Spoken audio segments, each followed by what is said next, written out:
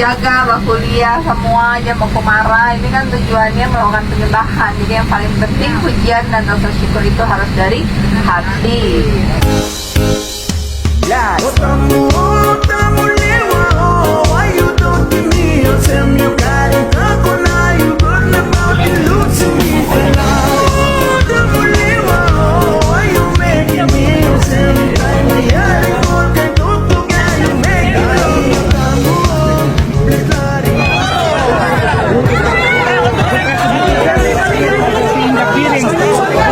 Sudah akan percaya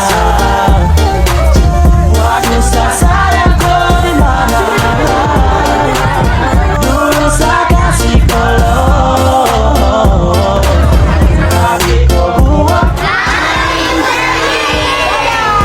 kau bilang cinta abu nawas biasa kau mau putus sampai mulut busa percuma saya sudah ada rasa saya sudah punya yang setia memadu aku bikin dia biasa sore biasa sore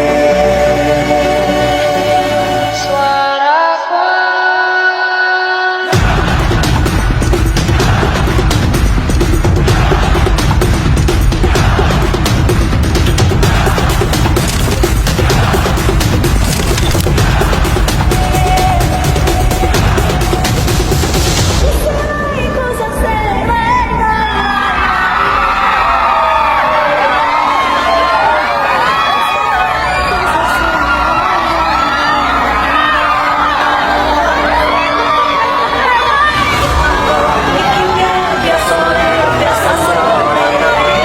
Lu jadi pejabat, kau presidennya lurus, bawah nggak berani nggak lurus, pasti disikat. Ya. Nah ini prinsip dasar. Terus dia bilang gini, satu kalimat paling suka, pejabat apapun lu nggak usah takut, kecuali yang tidak mau terima duit lu. Lu perlu takut sama dia. Ya, teman-teman, itulah tadi mengenai kunjungan Ibu Shirley Juanda ke Manokwari, teman-teman, di Papua. Dan Ibu Shirley Juanda ini masih menjadi perhatian publik, teman-teman. Apalagi netizen sering mengisukan dan memasangkan dengan Pak Ahok atau Basuki Cahayapurnama untuk nantinya maju di Pilpres tahun 2029. Nah, kalau teman-teman setuju dengan hal ini, ya silakan memberikan komentar Anda dan share video ini ke teman-teman. Kenapa? Supaya partai-partai politik mendengarkan, ya, melihat bagaimana dengan suara rakyat bahwa Pak Ahok dan Ibu Shirley Juanda, ya, rakyat setuju ketika mereka maju di tahun 2029. Karena partai politik nanti akan menyalonkan mereka. Karena di negara kita ini, teman-teman, suka tidak suka bahwa calon presiden atau calon wakil presiden itu harus melalui lewat partai politik atau beberapa gabungan partai politik untuk dicalonkan.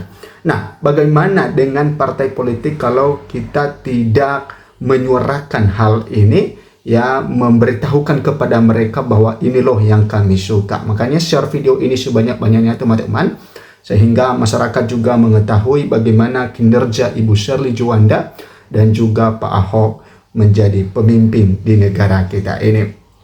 Kita tahu bahwa akar masalah di negara kita adalah masalah korupsi.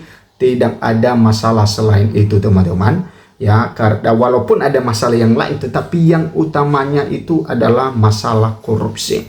Ketika korupsi sudah diatasi, maka segala persoalan, segala tantangan, maka itu bisa dihadapi. Kalau ada uang negara, teman-teman, maka negara itu pasti akan maju. Nah, kenapa juga negara tidak maju-maju? Ya, negara saja punya utang semakin meninggi tiap tahun. Ya, kenapa negara punya utang? Karena tidak ada pemasukan, karena habis digeruduk oleh para koruptor. Nah, bagaimana para koruptor ini bisa dibasmi, bisa diberantas, bisa dibumi hanguskan di negeri ini? Maka itu tergantung dari pemimpinnya. Kita tahu ketika Pak Ahok, ya, menjadi pemimpin di negara kita, maka tentu para koruptor itu bisa dibasmi karena sudah terbukti rekam jejaknya ketika menjabat sebagai Gubernur DKI Jakarta. Nah, tentu hal ini menjadi satu ya tanggung jawab kita teman-teman nanti di tahun 2029 memilih pemimpin yang benar yang mampu membawa Indonesia ke arah yang lebih baik. Apalagi situasi sekarang, situasi yang tidak menentu, situasi yang bisa kita katakan situasi yang sulit karena rupiah ya semakin melemah, kemudian harga BBM ya walaupun itu non subsidi tetapi itu bisa mempengaruhi harga bahan pokok di masyarakat. Kemudian masih banyak lagi yang masih disuarakan oleh mahasiswa, ya makanya mahasiswa akhir-akhir ini turun ke jalan menyuarakan bagaimana kegelisahan dan tuntutan mereka kepada pemerintah. Nah, kita lihat komentar netizen satu persatu dulu, apakah mereka setuju ketika Pak Ahok dan Ibu Shirley Juanda ya sebagai pemimpin di negara kita ini. Siapapun presidennya, nggak ada yang akan benar sekaligus apapun dia kalau udah berkuasa, udah beda cerita. Nah, ini adalah salah satu ya tentang pemikiran yang pasrah ya. Dia memang kita lihat presiden-presiden sebelumnya teman-teman ya untuk benar-benar fokus dalam pemberantasan korupsi itu masih belum. Walaupun ya dilakukan pemberantasan korupsi, ya korupsi itu diungkap, tetapi tidak benar-benar sampai ke akar-akarnya. Tetapi kita yakin bahwa ketika Pak Ahok itu dia adalah harapan baru untuk bisa ya membasmi koruptor. Kita dukung Pak Ahok RI 2029.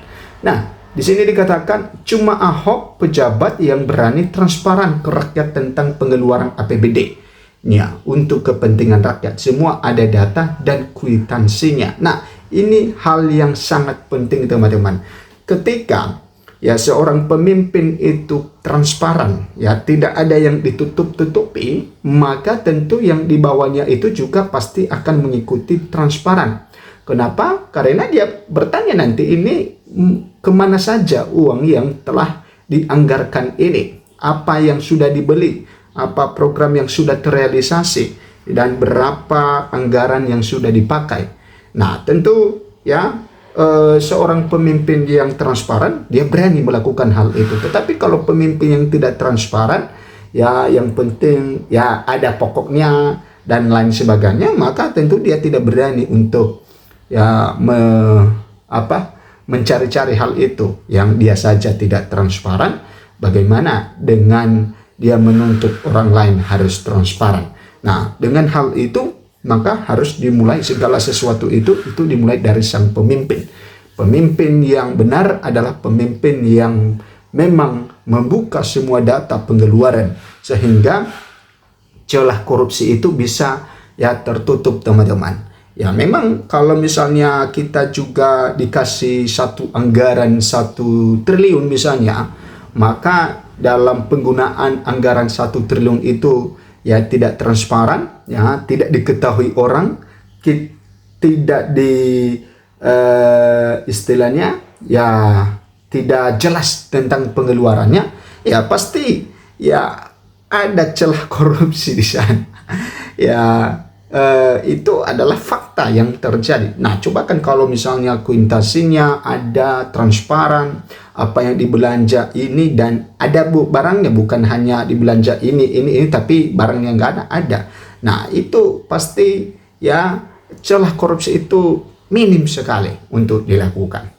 Nah, teman-teman, di sini dikatakan 2 sosok pemimpin ini kalau benar-benar diusungkan dan akan terpilih, aku yakin dan percaya negara kita akan berkembang pesat karena sudah terbukti kinerjanya. Semoga Tuhan meluruskan jalan Bapak Ibu berdua. Nah, teman-teman, untuk kalian ketahui bahwa kalau koruptor itu tidak mau kalau bangsa ini maju. Ya, kalau bangsa ini maju berarti bangsa ini berhasil untuk memberantas mereka. Nah, pasti mereka tidak mau kalau mereka diberantas. Ya, pasti mereka tidak mau kalau pundi-pundi aliran pemasukan mereka itu ditutup. Ya, makanya ya dengan kondisi negara saat ini yang hanya masih berkembang saja, maka ya mereka oke-oke saja. Karena di mereka, keuangan mereka sudah maju, sudah ya triliunan. Sedangkan kita, nah masyarakat Indonesia, nah disitulah kita bisa memikir ya kedepannya bagaimana untuk memilih seorang pemimpin. Nah, silakan memberikan komentar Anda teman-teman. Ya, semoga benar-benar kita memilih pemimpin yang memiliki hati buat rakyat ini.